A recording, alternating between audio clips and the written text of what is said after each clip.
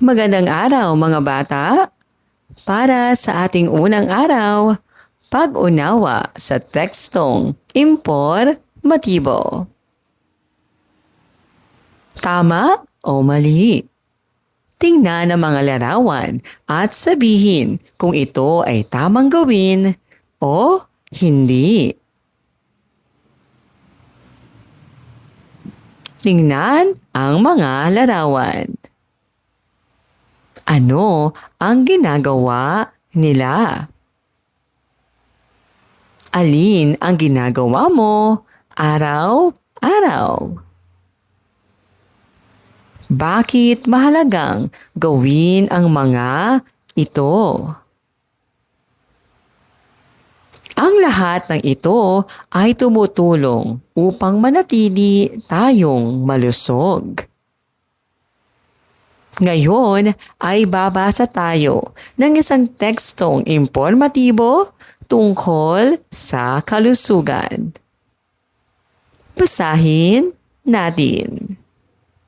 Mga paraan sa pagpapanatili ng kalusugan. Ang mabuting kalusugan ay mahalaga upang maging malakas at masaya. Maraming paraan upang mapanatili itong maayos. Una, kumain ng masustansyang pagkain tulad ng gulay, prutas, isda, at itlog.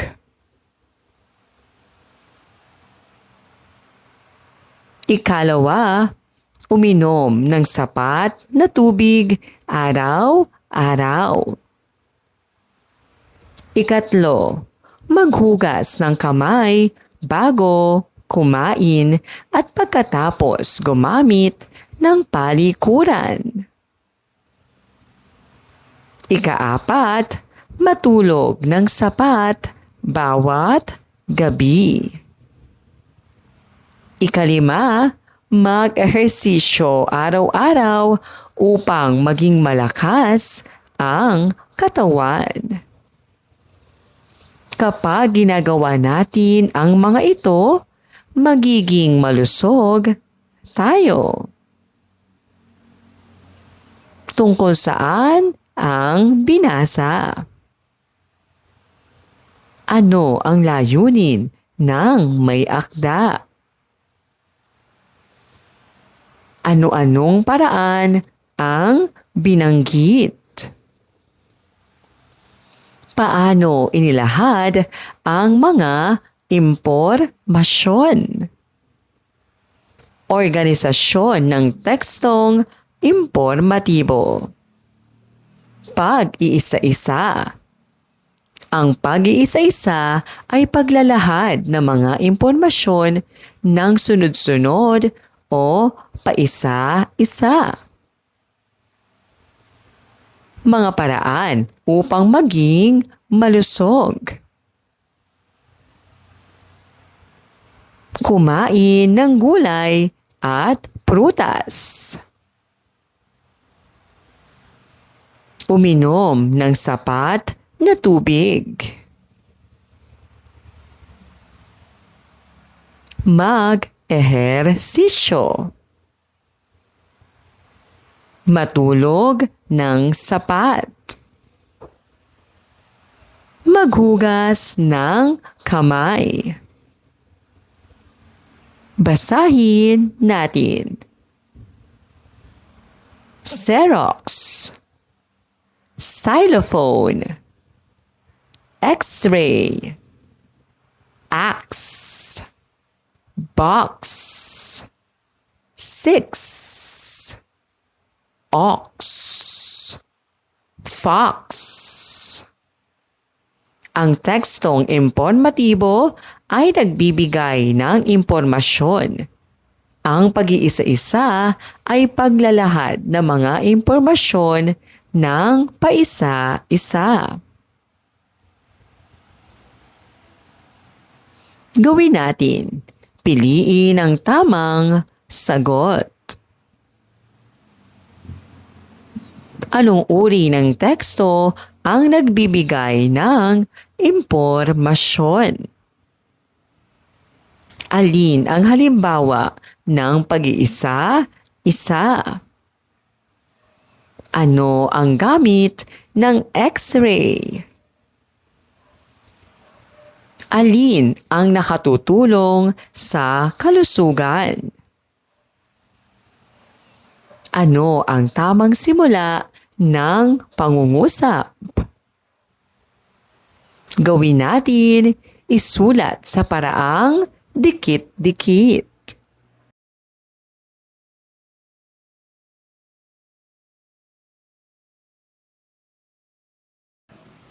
Ikalawang araw, pag-unawa sa tekstong impormatibo. Ano ang inilalarawan? Hulaan ang mga salitang inilalarawan ng pangungusap. Hayop na may puti at itim na linya sa katawan. Ito ay zebra. Taong gumagamot sa mga may sakit. Ito ay doktor. Pagkain kinakain natin upang maging malusog. Ito ay gulay o prutas. Lugar kung saan maraming hayop na makikita. Ito ay zoo. Tawag sa batang hindi madaling magkasakit. Ito ay malusog. Kapag gusto nating ipaliwanag kung ano ang itsura o katangian ng isang tao, hayop, bagay o lugar, gumagamit tayo ng paglalarawan. Ngayon ay babasa tayo ng isang tekstong impormatibo na gumagamit ng paglalarawan. Basahin natin. Ang malusog na bata. Ang malusog na bata ay malinis, masigla, masayahin, at malakas. Malinis ang kanyang katawan dahil palagi siyang naliligo at naghuhugas ng kamay.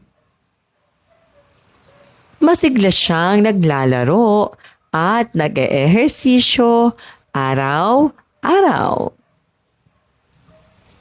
Kumakain siya ng gulay, prutas, isda, at iba pang masustansyang pagkain. Natutulog din siya ng sapat upang manatiling malakas at handang mag-aral. Sino ang inilalarawan sa teksto? Ano-anong katangian mayroon ang malusog na bata? Ano ang ginagawa niya upang manatiling malusog? Ano ang layunin ng teksto? Anong uri ng organisasyon ang ginamit? Ano ang paglalarawan? Ang paglalarawan ay paraan ng pagsulat o pagsasalita na nagsasabi ng katangian, anyo, kulay, laki, amoy o kilos ng tao, hayop, bagay o lugar. Mga salitang naglalarawan. Malinis, Ang bahay namin ay malinis. Masigla.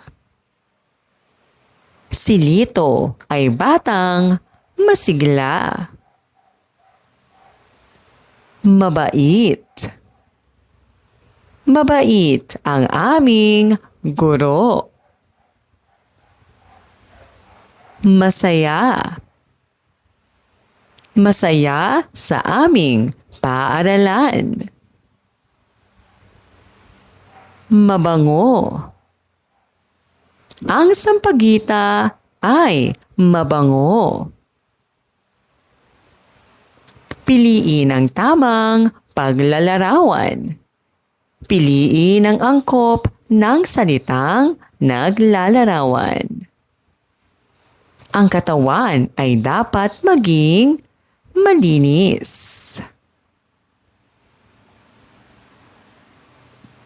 Ang gulay ay masustansya.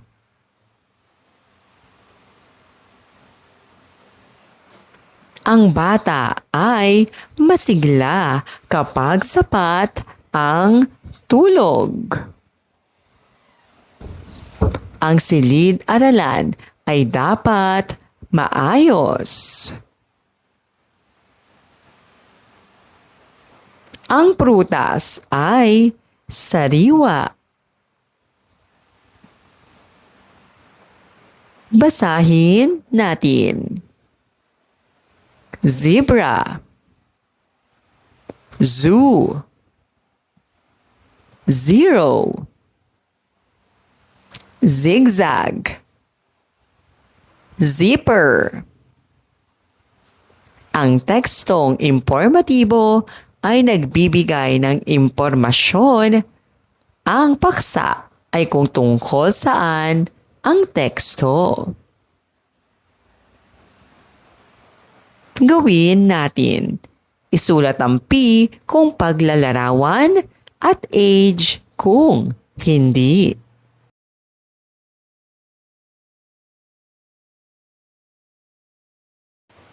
Gawin natin. Isulat sa paraang dikit-dikit.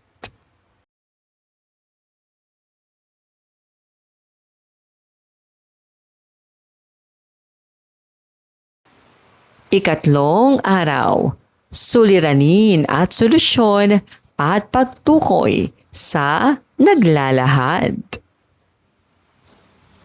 Ano ang gagawin mo? Sabihin kung ano ang iyong gagawin sa bawat sitwasyon.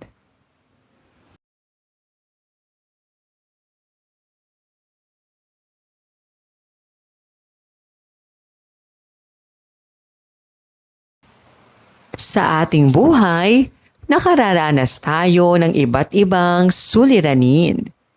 Ngunit ang bawat suliranin ay maaaring malutas kung tayo ay mag-iisip at kikilos ng tama. Ngayon ay babasahin natin ang isang kwento.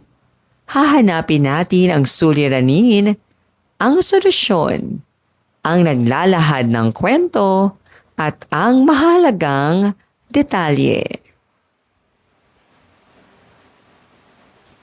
Ano ang suliranin?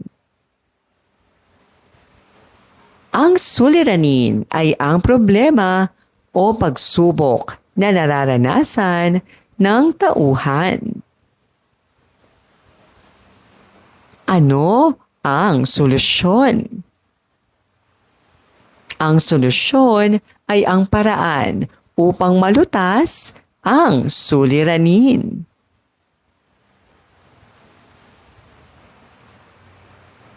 Suliranin, hindi nakapasok si Ana dahil siya ay may lagnat.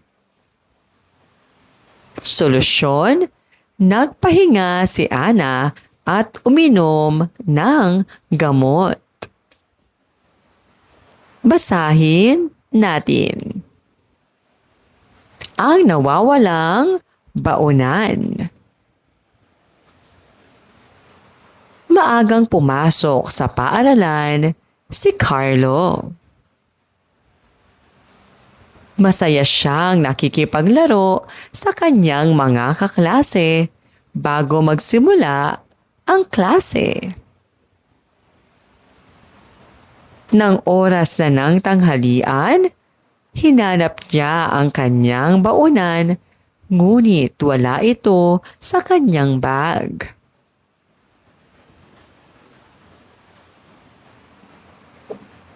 Nalungkot si Carlo dahil wala siyang makakain. Napansin ito ng kanyang guro. Tinulungan siyang maghanap ng kanyang mga kaklase. Maya-maya ay nakita nila ang baunan sa silid-aklatan kung saan naiwan ito habang nagbabasa si Carlo. Masayang nagpasalamat si Carlo sa kanyang guro at mga kaklase. Natutuhan niyang maging maingat sa kanyang mga gamit. Sino ang pangunahing tauhan? Ano ang suliranin ni Carlo? Sino ang tumulong kay Carlo? Ano ang naging solusyon? Ano ang natutuhan ni Carlo? Ano ang iyong gagawin? Sabihin ang iyong gagawin sa sumusunod na mga sitwasyon. Ano ang gagawin mo kung nawalan ng baon ang iyong kaklase? Ano ang maaaring mangyari kung hindi tumulong ang mga kaklase ni Carlo? Bakit mahalagang tumulong sa iba? Ang suliranin ay problema sa kwento. Ang solusyon ay paraan upang malutas ang suliranin. Gawin natin, piliin ang tamang sagot. Ano ang suliranin ni Carlo? Ano ang naging solusyon? Sino ang tumulong kay Carlo? Saan nakita ang baunan? Ano ang natutuhan ni Carlo? Gawin natin, isulat ang S kung suliranin at SO kung solusyon. Ika-4 na araw, pagbibigay ng nais ipabatid ng author sa tekstong impormatibo. Hanapin ang paksa. Piliin ang tamang paksa. Ang mga gulay ay masustansya. Tungkol saan ang binasa? Ang aso ay tapat na kaibigan. Tungkol saan ang binasa? Ang paaralan ay lugar ng pag-aaral. Tungkol saan ang binasa? Ang mga puno ay nagbibigay ng lilim. Tungkol saan ang binasa?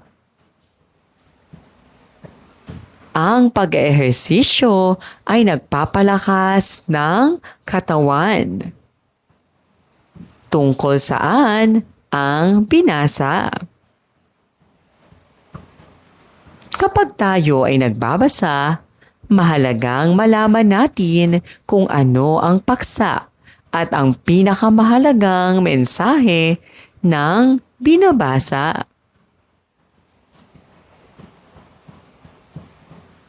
Ngayong araw, matututuhan nating maging mahusay na mambabasa sa pamamagitan ng paghanap ng mahalagang impormasyon sa isang teksto.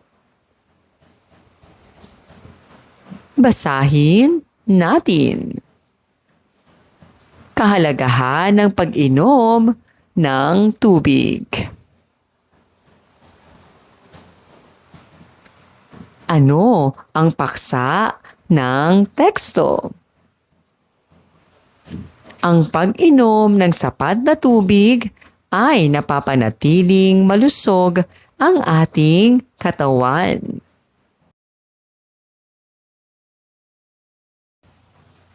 Ano ang pangunahing paksa? Nililinis nito ang katawan, iniiwasan ang dehydration.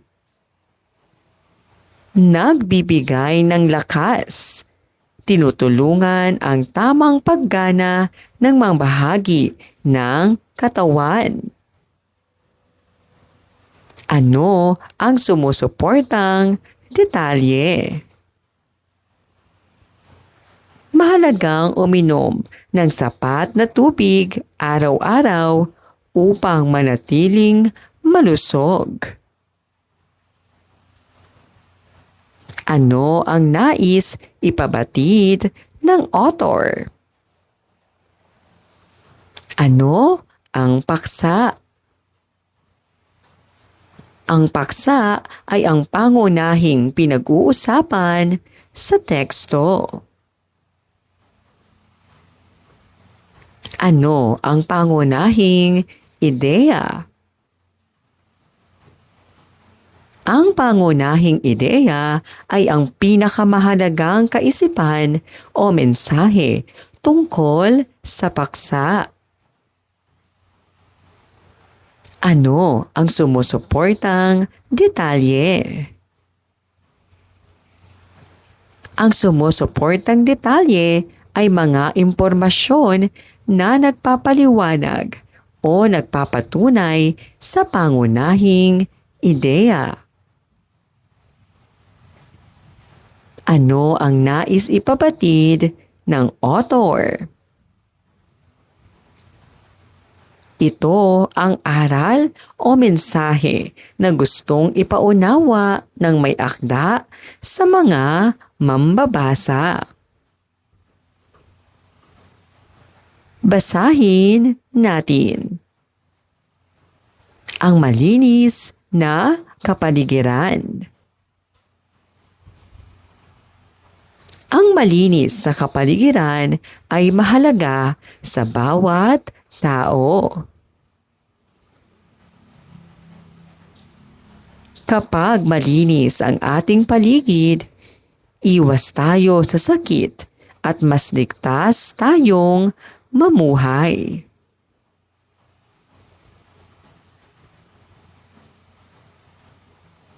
Maaaring mapanatiling malinis ang kapaligiran sa pamamagitan ng pagtatapon ng basura sa tamang lalagyan.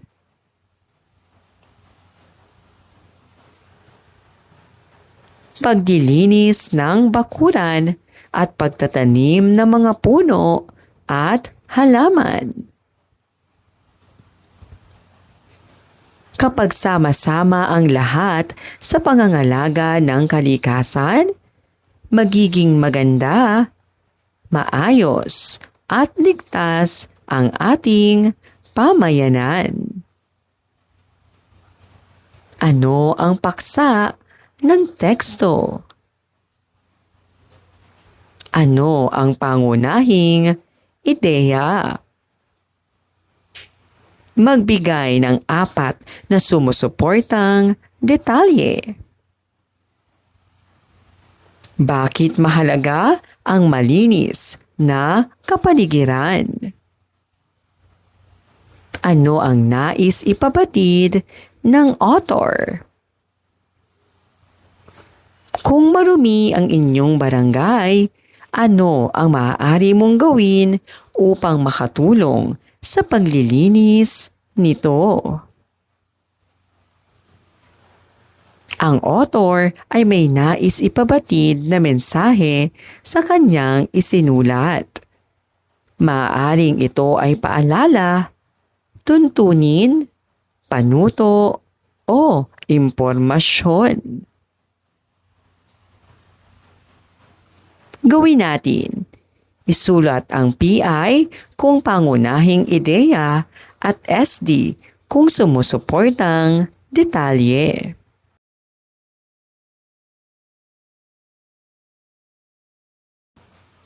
Maraming salamat po sa inyong panunood at pakikinig. Hanggang sa muling pag-aaral ng asignaturang Filipino. Paalam!